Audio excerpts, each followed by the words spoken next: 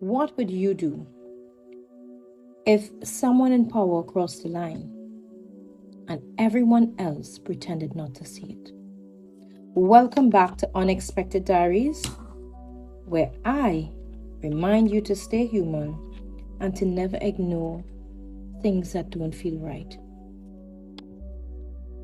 The gift she refused. She was young, new to the working world, full of energy, ambition, and like many others in the office, just trying to find her place. But she stood out, not just because of her appearance, but her presence, her charisma, her personality, her work ethic. She learned fast. She moved up quickly, but ethically. Why? Because people noticed, including him. One day, she went into her manager's office to give him her routine update. Nothing unusual, until he asked her to close the door. She didn't think much of it at first, until mid-conversation, he said something that caught her completely off guard. He told her it might be best if she finished unbuttoning her top because he could almost see her cleavage. She froze, confused, because she was fully dressed, professional, covered. She laughed it off, told herself maybe he was joking. After all, she came there to work and not to entertain anything else. But it didn't stop. Comments, subtle, then not so subtle, moments that felt off, but never loud enough to immediately call out. Then one day, he called in the office again.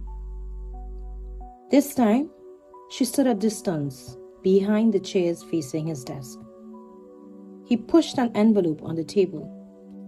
He gestured for her to take it up. She curiously picked it up and opened it. Inside was a gift certificate worth hundreds of dollars to a predominantly lingerie store with her full name printed on it. She looked at him, shocked. Then she said calmly, "This is inappropriate." She reminded him that he wasn't single. "Maybe you could give it to your partner." "I don't want it." He panicked. "It's non-transferable. Please, take it, take it." She looked him in the eye and tore the certificate. "I can't be bought." And she walked out. After that, silence filled the space. She didn't tell anyone because she loved her job and didn't want the drama. But the place felt awkward and heavy, like a secret that wasn't supposed to exist. She avoided him, but he didn't stop. One day she had to go in his office again. This time she walked with company. To her surprise, he asked the company to leave.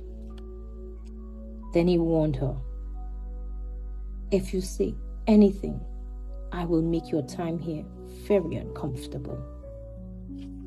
She said nothing. Not because she agreed, but because she understood power.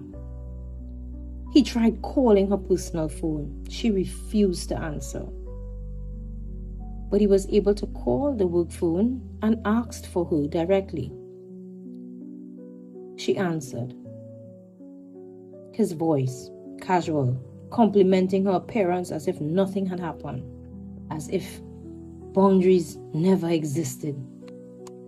Without thinking, she passed the phone to her assistant manager, hoping someone would hear it to confirm it. But later, she realized something worse. They already knew. The silence, the dismissal. They just brushed it off. It wasn't ignorance, it was involvement.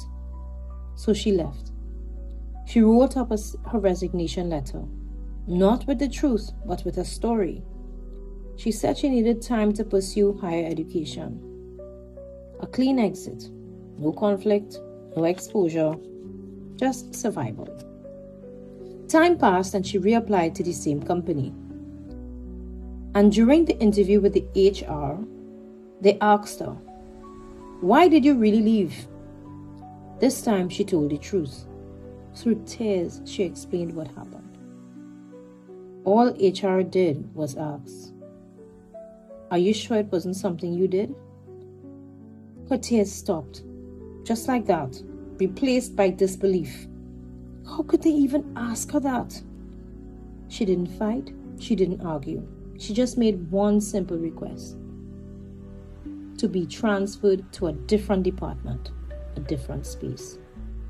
And just like that, the story died in that office. Unspoken, unresolved. Sometimes the hardest part is not what happens to us, but realizing the system designed to protect us never really intended to. So tell me, have you ever stayed silent